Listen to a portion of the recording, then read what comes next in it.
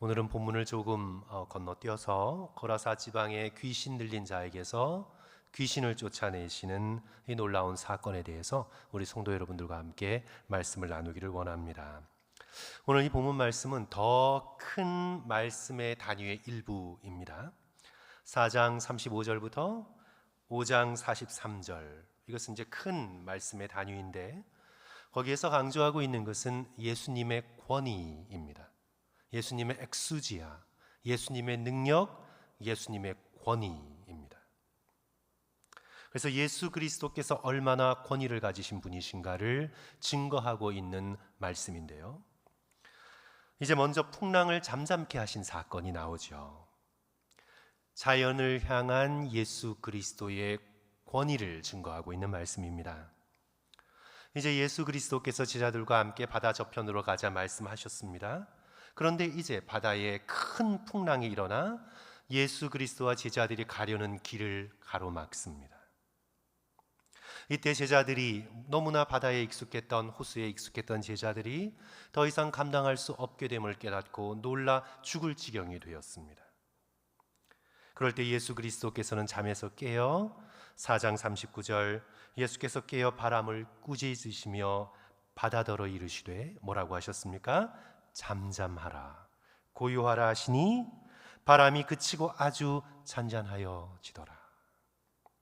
마치 짐승을 길들이듯, 야수를 길들이듯 예수 그리스도께서 바다를 향해 잠잠하라고, 고요하라고 꾸짖으셨습니다. 예수 그리스도의 이 말씀에는 권위가 있습니다. 엑수지아, 권위가 있습니다.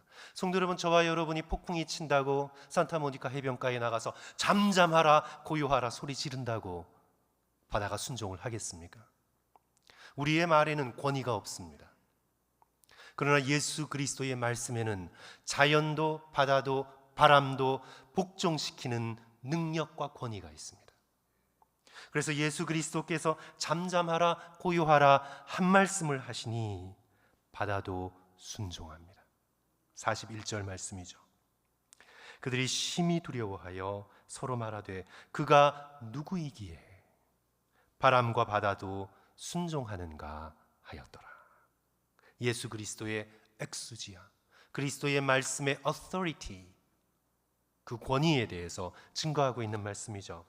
이제 오늘 본문이 가운데 본문인데, 본문 뒤에 나오는 사건이 어떤 사건이냐면 회당장의 딸을 살리시는 사건입니다.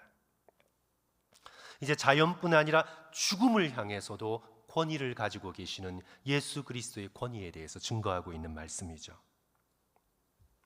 예수님께서 회당장 야이로의 딸을 고치러 가는 길에 이미 그 집 사람으로부터 딸이 죽었다는 소식이 당도합니다.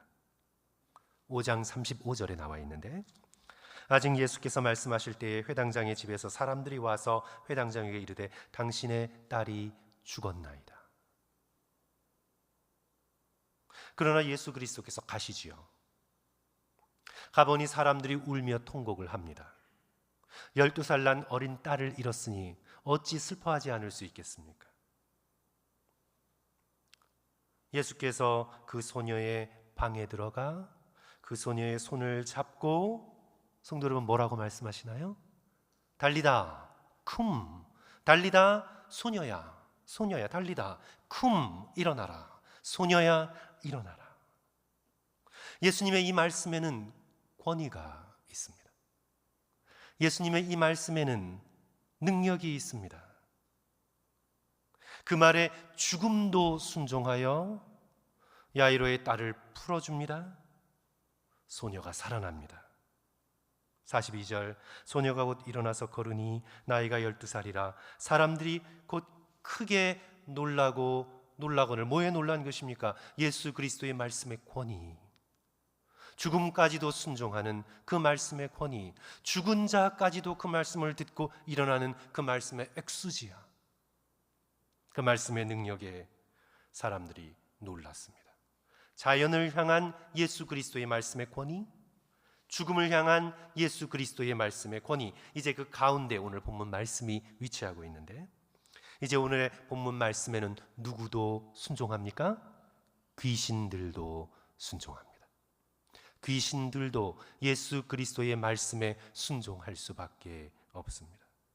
자연뿐 아니라 죽음뿐 아니라 귀신들까지도 예수 그리스도의 말씀 앞에 순종합니다.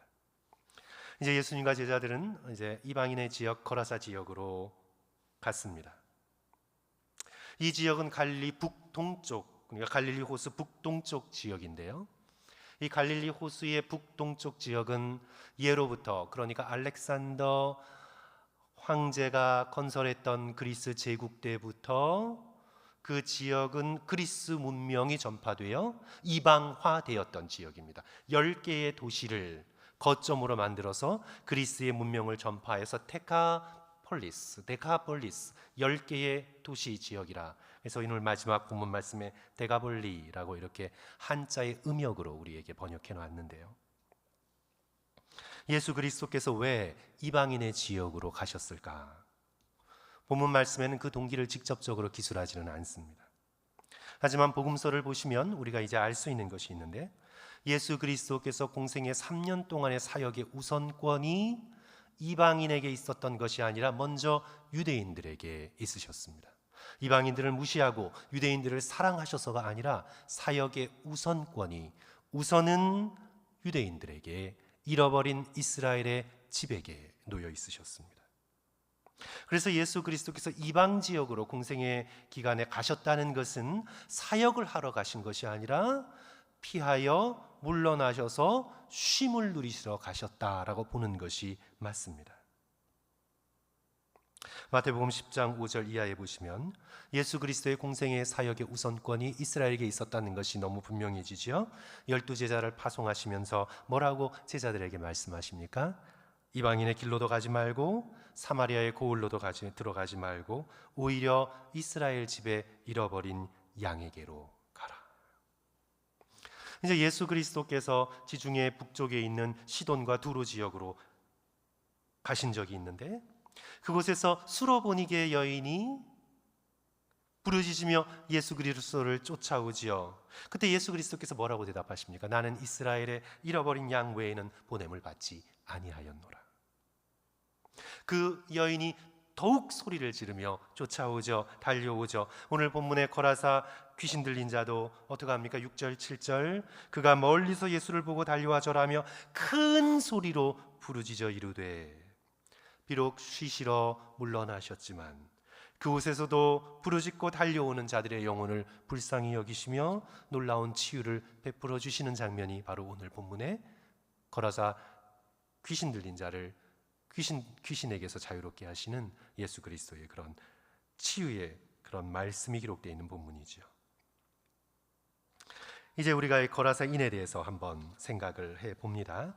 이 본문의 말씀은 거라사인을 가리켜 더러운 귀신이 들렸다. 그러면 깨끗한 귀신이 있나요, 성도 여러분? 잘 모르겠어요. 더러운 귀신이 들렸다. 유대인들에게 있어서 더럽다라는 이 표현은 그것이 이방인들을 비하할 때 사용되었어요. 돼지고기를 먹고 더러운 음식을 먹는 사람들, 그래서 이방인들을 비하할 때 부정하다, 불결하다, 더럽다라는 표현을 사용했습니다. 그러니까 이것이 특별히 이방 지역에 귀신 들렸던 그런 사건이기 때문에 이런 표현을 썼을 것입니다.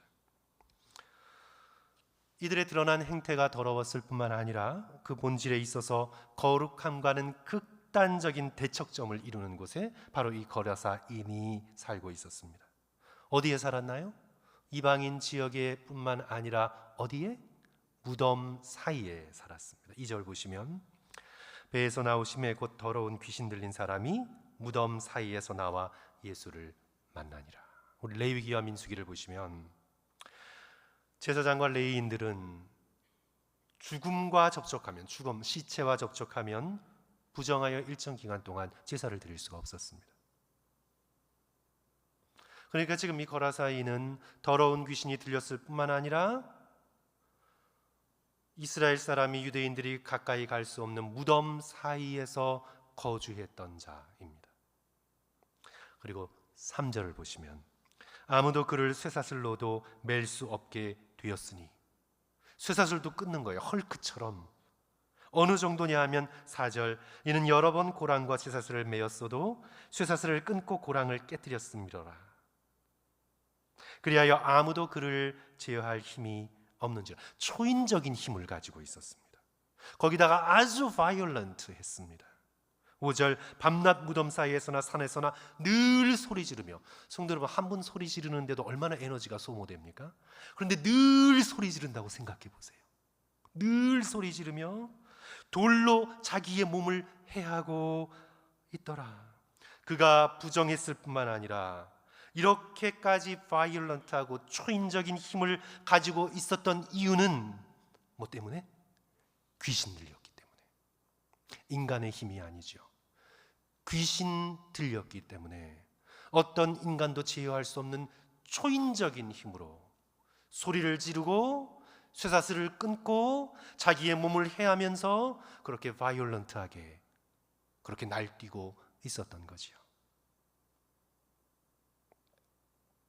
그런데 이 귀신이 한둘의 귀신도 아닙니다. 이 귀신이 어떤 귀신이에요? 집단입니다. 무리입니다. 귀신의 집단에게서 나온 힘. 이제 오늘 본문에서 두 힘이 부딪힙니다. 예수님의 권능, 예수님의 권위, 그리고 귀신 들린 자, 귀신들이 붙들고 있는 그 파워. 이 둘이 드디어 마주치게 됩니다. 그러나 성도 여러분, 사실 상대조차 되지 않습니다. 예수님이 누구신가를 우리는 알 때에 이 둘은 상대조차 되지 않습니다. 거라사인 안에 든 귀신들이 알아요. 자신이 상대조차 되지 않는다는 것을. 그래야 6절, 그가 멀리서 예수를 보고 달려와 절합니다. 항복의 표시, 순종의 표시, 복종의 표시로 예수 그리스도의 발 앞에 엎드려 애원합니다. 7절, 큰 소리로 부르짖어 이르되 지극히 높으신 하나님의 아들 예수여, 나와 당신이 무슨 상관이 있나이까? 아무 상관이 없죠. 지극히 높고 거룩하신 하나님의 아들 예수 그리스도께서 그토록 더러운 귀신과 무슨 상관이 있습니까? 아무 상관이 없죠. 그리하여 나와 당신이 무슨 상관이 있나이까? 원하건대 하나님 앞에 맹세하고 나를 괴롭게 하지 마소서. 성도 여러분, 제가 한 가지 이제 오늘 본문 말씀과 상관없이 격가지로 좀 말씀드릴 것은, 우리는 사탄 마귀를 너무 강조해서 사탄을 하나님과 거의 같은 수준으로 생각을 하는 그런 오해에 빠지곤 합니다. 하나님 선, 사탄 악. 하나님 지극히 거룩하시고 사탄은 지극히 악한. 그래서 마치 선과 악이 하나의 대척점을 이루고 있는 것처럼 하나님, 사탄을 거의 하나님 수준으로 놓고 생각하려는 오해에 빠집니다. 잘못된 것이에요. 절대 그렇지 않습니다, 성도 여러분. 사단은 하나님의 적수조차 되지 못합니다. 오늘 귀신들의 표현대로 하나님은 지극히 높으신 분이십니다. 사탄을 비교하여 하나님과 랭킹을 매길 수가 있을까요? 없습니다. 온 세상의 주인은 하나님이십니다. 그러면 사탄을 어느 정도에 비유할 수 있을까요? 사탄을 천사 정도에 비유할 수 있습니다. 그러니까 사실 사탄과 대척점을 이루는 것은 하나님이 아니라 천사들입니다. 그러니까 천사장 미가엘 정도의 수준과 비슷하다고 볼 수가 있죠. 사탄도 루시퍼였으니까. 다니엘서를 보면 천사장 미가엘이 하늘의 용과 싸우니까. 제가 이 말씀을 드리는 이유는 우리가 흔히 오해하여 사탄을 하나님과 비슷한 수준으로 올려놓으려는 것은, 이것은 우리의 잘못된 생각입니다. 사탄의 힘과 그 위치를 너무 높이면 안 돼요. 사탄의 자리는 하나님과 예수 그리스도의 저 발치에도 미치지 못한다는 것. 굳이 비교하자면 아무리 강해도 천사 정도에 불과하다는 것. 그것을 우리가 조금 기억할 수 있었으면 좋겠습니다.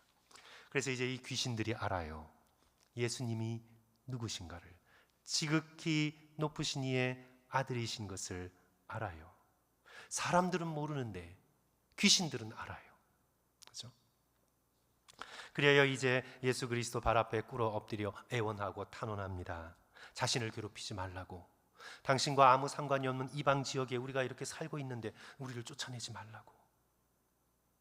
왜냐하면 8절 보시면 이는 예수께서 이미 그에게 이르시기를 더러운 귀신아 그 사람에게서 나오라. 잠잠하라 고요하라 꾸짖으신 것처럼 달리다 굼 명령하신 것처럼 더러운 귀신아 그 사람에게서 나오라. 예수 그리스도께서 이미 말씀하셨기 때문에 그 말씀에 순종하지 않을 수 없는 거죠. 이 놀라운 권위를 가진 어미로운 말씀으로 명령하셨음에도 불구하고 귀신은 일단 한번 저항하고 봅니다. 그 거라사인에게 나오지 않고 달라붙어 애원을 합니다. 그래서 예수 그리스도께서 이름을 물어보세요. 내 이름이 무엇이냐? 구약 성경을 쭉 보시면 이름을 묻는 것은 고대 사회에서, 전통 사회에서 서열과 파워와 관계가 있습니다. 이름을 묻는 것, 이름을 지어주고 이름을 부르고 이름이 뭐냐 이렇게 묻는 것은 힘이 있는 자가 힘없는 자에게 할 수 있는 질문이에요. 성도 여러분, 전통 사회에서 아랫사람이 윗사람에게 이름이 뭡니까? 물을 수 있나요? 없어요. 이름을 물을 수 없어요. 굳이 물어야 한다면 이제 그 다음엔 애원해야 합니다. 혹시 제가 잘 몰라서 그러는데 조남을 여쭤봐도 신뢰가 되지 않을지요? 이렇게 해야 돼요. 그렇게 해야 돼요. 그죠? 왜냐하면 누구에게 이름을 묻는 것은 파워와 관계가 있기 때문입니다. 그죠? 창세기 32장 보시면 야복강에서 야곱이 천사와 나중에는 하나님이죠. 하나님과 씨름할 때에 야곱이 그 천사에게 묻죠. 뭐라고 묻습니까? 당신의 이름이 무엇입니까? 그때 물었을 때 천사가 뭐라고 대답합니까? 어찌하여 내 이름을 묻느냐? 그러시면서 이제 야곱에게 새로운 이름을 지어주시죠. 그 이름이 무엇입니까? 이제부터 너를 이스라엘이라고 하리라. 이름을 지어주고 이름을 부르고 이름을 묻는 것은 파워를 가진 자가 그 밑에 사람을 향해서 하는 행위입니다. 그래서 예수 그리스도께서 이 거라사 귀신 들린 자에게, 귀신들에게 이름을 묻습니다. 윗사람이 아랫사람에게 이름을 묻는데 대답하지 않을 수 있나요? 아니죠. 그래서 귀신들이 대답합니다. 내 이름이 무엇이냐? 9절 성도 여러분, 다 같이 한 목소리로 읽겠습니다. 오늘 본 말씀 9절. 이에 물으시되, 시작. 이에 물으시되 내 이름이 무엇이냐 이르되, 자, 내 이름은 레기온, 군대니라. 리전, 그렇죠? 레기온, 군대니라. 내 이름은 군대니 우리가 많습니다. 군대 레기온. 이것은 로마의 한 군단의 숫자를 말합니다. 수천 명으로 이루어진 로마의 군대의 단위예요. 그래서 내 이름이 군대입니다. 로마의 한 군단입니다. 그렇게 많은 귀신들의 무리가 성도 여러분 한 영혼을 붙들고 있다는 사실에 놀라지 않으시나요? 귀신 하나 정도가 우리의 영혼에 들어와도 우리는 놀랄 텐데, 물론 2,000마리나 되는 돼지떼에게 들어갔다고 해서 이 군대 숫자가 2,000이다, 우리는 그렇게 산술적으로 계산할 수는 없지만, 그러나 이 군대의 숫자, 이 귀신의 숫자가 군대 귀신이에요. 하나도 아니라 수천의 군대의 귀신이에요. 우리가 많으니이다.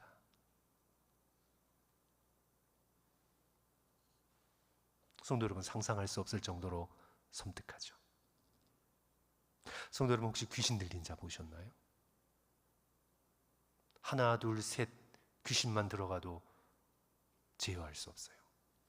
군대 귀신이 들렸어요. 이들이 다 같이 모여있다 할지라도, 다 같이 힘을 내어 한 군데 모여있다 할지라도 나오라는 예수 그리스도의 말씀의 권위 앞에 자신들이 이 사람에게서 나가야 한다는 것을 알고 있습니다. 그래서 간구합니다. 그렇습니다. 이 사람에게서 나가긴 나가겠습니다. 그런데 자기들이 이 지방에 머물러 있도록 예수님께 간구합니다. 이 지방에 머물러 있을 수 있는 길은 지금 저 돼지떼에게 들어가는 길밖에 없음을 깨닫고 예수님께 우리로 하여금 저 돼지떼에 들어갈 수 있도록 해달라고 간구합니다. 예수님께서 허락하시죠. 그리하여 어떻게 됩니까? 2천이나 되는, 돼지고기 너무 아깝죠. 2천이나 되는 이 돼지떼에게 군대 귀신이 쫙 들어가요. 그랬더니 이 그냥 얌전하던 돼지떼들이 미쳐서 날뛰어 비탈길을 가로 산등성이를 내달려 어디로 들어갑니까? 바다로 들어가. 근데 고대 세계에서 우리가 이미 보았듯이 이스라엘에게서 바다란 혼돈의 상징이에요. 바다란 두려움의 상징이에요. 예수 그리스도께서 잠잠하라 고요하라 말씀하셨던 바다란 태초부터 있었던 흑암 중에 깊음 가운데 있었던 두려움의 상징이에요. 노아의 홍수 사건에서도 볼 수 있듯이 그것은 죽음을 의미하는 것이에요. 그리하여 이 귀신들이 돼지떼에 들어가 돼지가 물속에 들어가 죽었을 때 귀신은 어떻게 되었을까? 성경은 기록하고 있지 않기 때문에 우리는 다 알 수 없지만 그들의 원래의 장소인 혼돈 속에, 어둠 속에, 그 두려움 속에 그들이 들어가게 되었다. 원래 있었던 자리로 그들이 들어가게 되었다. 우리는 그렇게 오늘 본문 말씀의 배경을 생각해 볼 수 있겠죠. 자, 중요한 것은 성도 여러분 무엇입니까? 예수 그리스도의 말씀의 권위로 바다도 순종하고 죽음도 순종했듯이 이 군대의 수천이나 되는 귀신들의 이 군대 귀신도 예수 그리스도의 말씀 한마디에는 순종할 수밖에 없다. 예수 그리스도의 놀라운 말씀의 권위. 그런데 성도 여러분, 순종하지 않는 것은 우리 인간뿐이죠. 바다도 순종하고 자연도 순종하고 죽음도 순종하고 귀신도 순종하는데 우리 인간은 하나님의 말씀, 예수 그리스도의 말씀에 순종하지 않죠. 자, 이제 이 군대 귀신이 떠나간 거라사 사람은 성도 여러분 어떻게 되었습니까? 15절 보니까 온전하게 되었습니다. 이제 옷을 입고 얌전하게 앉아 있습니다. 이 사람이 이렇게 온전하게 된 것을 일찍이 본 적이 없던 마을 사람들이 또 놀랍니다. 15절, 예수께 이르러 그 귀신 들렸던 자, 곧 군대 귀신 집혔던 자가 옷을 입고 정신이 온전하여 앉은 것을 보고 두려워하더라. 거라사인을 두려워했다는 것이 아니라 나사렛 예수께서 이루신 일, 도대체 이분이 누구시기에 이런 일을 이루실 수 있는가? 예수 그리스도를 두려워한 것이죠. 성도 여러분, 그리하여 이들이 어떤 반응을 보였습니까? 그 반응은 제가 볼 때, 해석할 때는 참 슬픈 장면입니다. 17절 우리 다 같이 한 목소리로 읽습니다. 그들이, 시작. 그들이 예수께 그 지방에서 더 머물기를 간구하시더라. 어떻게 해요? 떠나시기를. 제 성경과 여러분의 성경이 다른가 봐요. 그들이 예수께 그 지방에서 어떻게 해요? 떠나시기를 간구하더라. 성도 여러분, 우리 같으면 어떻게 하겠습니까? 더 머무시기를. 그리하여 우리에게 천국의 복음을 말씀해 주시고 우리를 붙들고 있는 귀신들을 쫓아내 주시고 하나님의 약속하신 놀라운 나라를 이 땅 가운데 이루어 주시기를 주여 며칠만이라도 더 머무십시오 말씀하지 않고 주여 떠나소서. 왜 그랬을까요?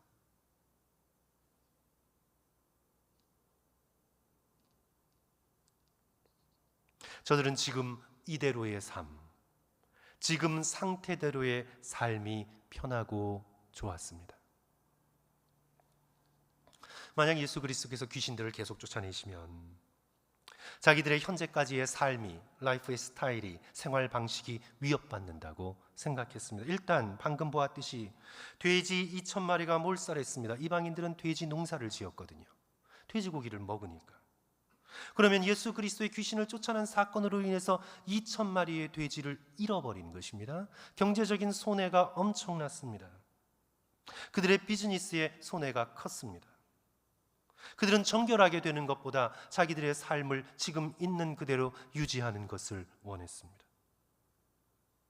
그런 삶을 위협하는 예수를 떠나달라고, 더 이상 우리의 삶 속에 끼어들어오지 말고 우리를 이대로 내버려 달라고, 우리는 당신을 감당할 수 없다고, 우리는 예수 없이 사는 게 더 좋다고 떠나달라고 요청하고 있는 것입니다. 성도 여러분, 혹시 우리도 그런 마음이 아닙니까? 예수님, 저는 이 정도까지만 예수님이 들어오시면 좋겠어요. 더 들어오시면 불편해요. 떠나소서 주여. 그러나 온전하게 된 귀신에게서 해방된 이 거라사이는 반대지요. 떠나시려는 예수님께 다가가 자기를 데려가 달라고 간구합니다. 나로 제자 삼아 달라고, 나를 데려가 달라고. 그러나 예수 그리스도께서 어떻게 해요? 허락하지 않으십니다. 그리고는 그에게 새로운 사명을 주십니다. 19절, 또 성도 여러분 다 같이 한 목소리로 읽습니다. 허락하지 아니하시고, 시작. 허락하지 아니하시고 그에게 이르시되 집으로 돌아가 주께서 내게 어떻게 큰 일을 행하사 너를 불쌍히 여기신 것을 내 가족에게 알리라. 아직 이방인을 제자로까지 부르지 않으셨습니다. 예수 그리스도의 공생애의 사역의 중심은 유대인들 이스라엘에게 있었기 때문에 아직 이방인을 제자로 부르지는 않으셨습니다. 그로하여금 데가볼리 지방에 남아 예수께서 하신 큰 일을 가족들에게 알리는 사명을 그에게 부여하셨습니다. 성도는 오늘 이 사건, 거라사인에게서 군대 귀신을 쫓아낸 사건을 통해서 오늘 우리의 삶 속에 적용해야 될 것이 어떤 것이 있을까요? 성도 여러분, 내 영혼을 붙들고 있는 악하고 더러운 것을 쫓아내 달라고 예수께 간구할 수 있는 저와 여러분이 되시기를 주님의 이름으로 간절히 축원합니다. 기분이 좀 나쁘실 수 있어요. 뭐 내가 귀신 들렸단 말이야? 이렇게 생각하실 수 있어요. 그런데 성도 여러분, 오늘 본문처럼 우리가 군대 귀신이 들리지 않을 수는 있어도 성도 여러분 한번 생각해 보면 우리가 좋을 것 같아요. 내 영혼이 온전히 그리스도께 붙들려 있지 않다면, 그리스도께서 내 영혼을 붙들고 계시지 않는다면 우리는 반드시 다른 무엇인가에 붙들려 있는 것입니다. 내 영혼이 온전히 그리스도께 붙들려 있지 않는다면, 저는 그리스도께 한 50% 붙들려 있는 것 같아요. 그렇다면 50%는 다른 데 붙들려 있는 거예요. 우리의 영혼은 그 무엇에 붙들려 살 수밖에 없습니다. 그리스도께 붙들려 있지 않는다면 우리는 물질에 대한 염려와 걱정에 붙들려 삶을 살게 되고, 지난날에 대한, 과거에 대한 분노에 우리는 붙들려 인생을 살아가게 되고, 이 세상에 낙이 없다 생각하여 정욕에 붙들려 세상에 낙을 삼고 살아가게 되고, 아니면 여러 가지 중독에 붙들려 삶을 살아가게 되고, 예수 그리스도께서 우리의 영혼을 붙들지 않으면 우리는 다른 그 무엇에 붙들려 인생을 살아갈 수밖에 없는 영적인 존재입니다. 우리의 영혼은 결코 빈 집이 될 수가 없어요. 우리의 영혼이라는 집은 반드시 주인을 초청하게 돼 있어요.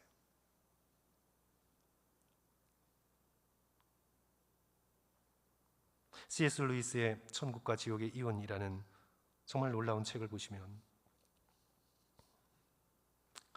거기에 한 남자가 끊임없이 불평을 하죠. 모든 것을 불평을 합니다. 어떻게 저렇게 창조적으로 창의력 있게 불평을 할 수 있나 놀라울 정도예요. 자기는 항상 옳아요. 그리고 모든 것을 다 불평을 합니다. C.S. 루이스가 그 장면을 묘사하면서 그는 아마도 어렸을 때 한 번, 어쩌면 청소년 때 한 번 불평을 하기 시작했을 것입니다.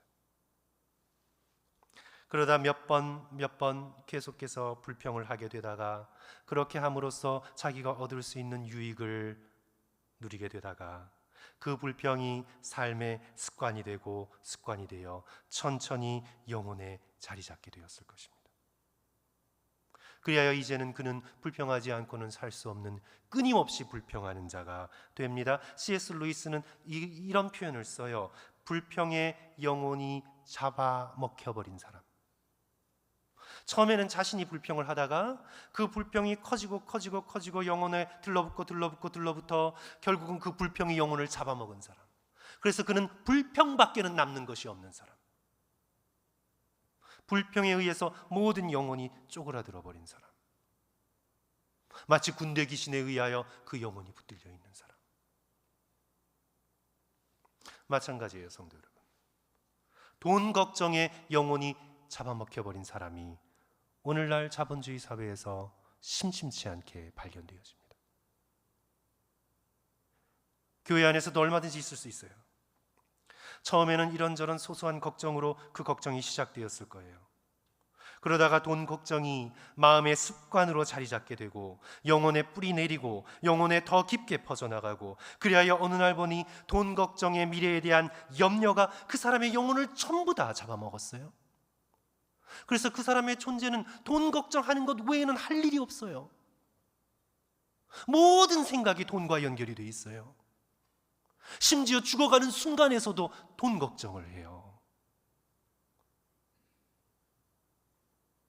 그의 영혼이 그리스도께 붙들려 있지 않고 성령의 능력과 살아계신 하나님 앞에 붙들려 있지 않고 그 영혼이 불평과 돈 걱정과 정욕에 대한 생각과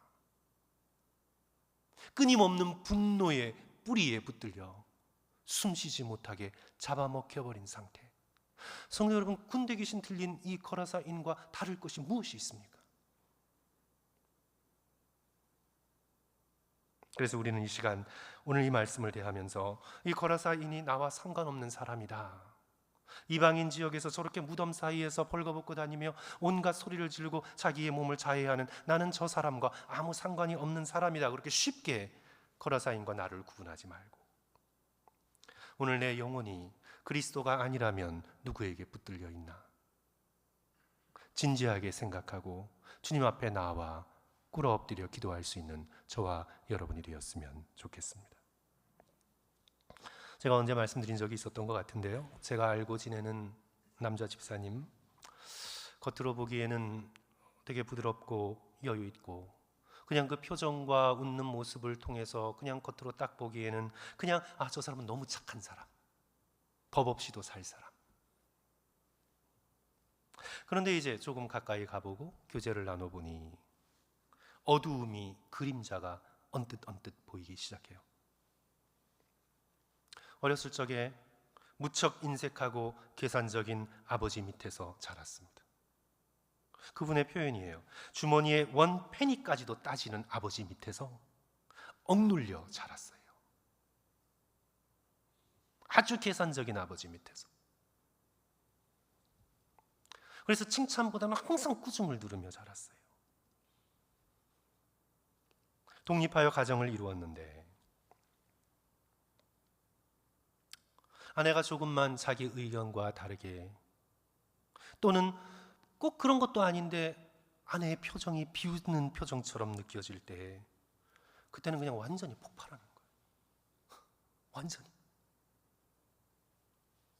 겉으로 보기에 그렇게 인자하고 그렇게 예의 바르고 그런 모습이던 사람이 그냥 그 순간이 되면 자신을 얽어매고 있던 분노의 힘에 완전히 폭발하는 거예요. 완전히. 분노에 붙들려 있는 삶. 그래서 가까운 가족들은 이분이 웃을 때에도 긴장해요. 긴장해요.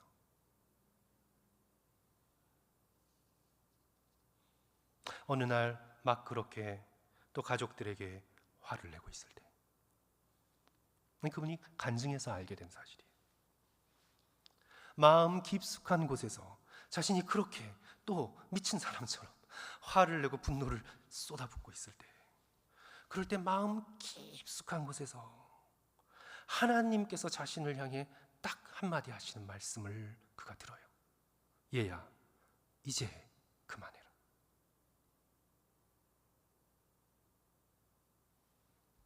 이 이후로 이 집사님이 이 어렸을 때의 이 분노의 사슬에서부터 벗어나기 시작하고, 물론 단번에 깨끗하게 벗어난 것은 아니지만, 그러나 하나님의 그 권위 있는 목소리, 예수 그리스도의 그 심령을 향해 예수님 길게 말씀하지 않으시죠. 미주알 고주알 막 설득하러 말씀하지 않으시죠.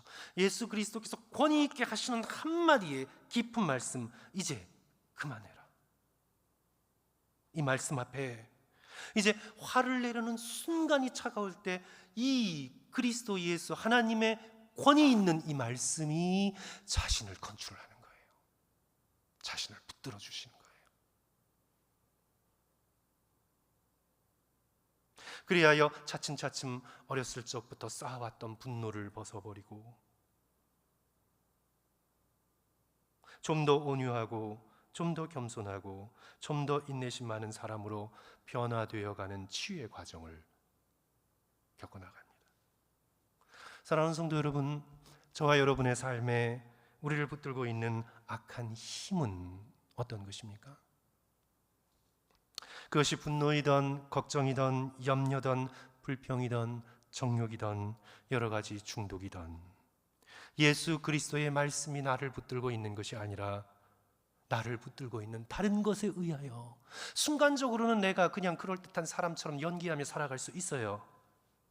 그러나 정말 나의 심령을 붙들고 있는 것, 주님 저를 풀어주소서. 바다를 향해 잠잠하라 고요하라 꾸짖어 주셨던 주의 말씀의 권위로, 죽음을 향해 달리다 금 말씀하셨던 말씀의 권위로, 거라사 귀신 들린 자에게서 군대 귀신을 쫓아내 주셨던 그 말씀의 권위로 주여 저를 풀어주소서. 저를 노연하게 하소서. 저를 붙들고 있는 악한 죄된 습관으로부터 저를 자유케 해 주소서. 오늘 이 본문 말씀에서 우리가 마지막으로 함께 생각할 것은 이 온전하게 된 거라사인에게 하신 예수님의 명령이에요. 돌아가 주께서 내게 어떻게 큰 일을 행하사 너를 불쌍히 여기신 것을 누구에게? 내 가족에게 알리라. 우리의 사명은 집에서부터 예수님께서 행하여 주신 큰 일을 알리는 거예요. 집에서부터 내가 변화된 사람으로서 살게 되는 거예요. 집에서부터. 여태까지 군대 귀신 들려 정신없이 무덤 사이에서 난폭한 삶을 살았던 것에서 이제는 옷을 입고 온전한 자가 되어 집에서부터 내 가족에게 돌아가 내게 하나님께서 어떻게 큰 일을 행하셨는지를 내 가족에게 알리라. 가족들에게 먼저 선한 사람이 되고, 가족들에게 먼저 온유한 사람이 되고, 가족들에게부터 먼저 사랑의 사람이 되라는 말씀이에요. 성도 여러분, 멀리 있는 사람에게는 어느 정도 숨길 수 있습니다. 저 같은 경우 지금 이렇게 설교하니까 어느 정도는 숨길 수 있어요. 그러나 제가 진짜 어떤 사람인지 저는 제 아내에게 숨길 수가 없습니다. 제가 어떤 삶을 살았는지 제 딸에게 숨길 수가 없어요. 제가 어떤 사람인지 제 부모님께 숨길 수가 없어요. 나의 나됨이 가족들에게 다 드러나요. 집에서부터, 가족에게서부터 저와 여러분은 변화된 삶을 살아야 되는 사명을 가지고 있다는 것을 오늘 우리는 이 말씀에서 깨닫게 됩니다. 성도 여러분, 말씀을 정리합니다.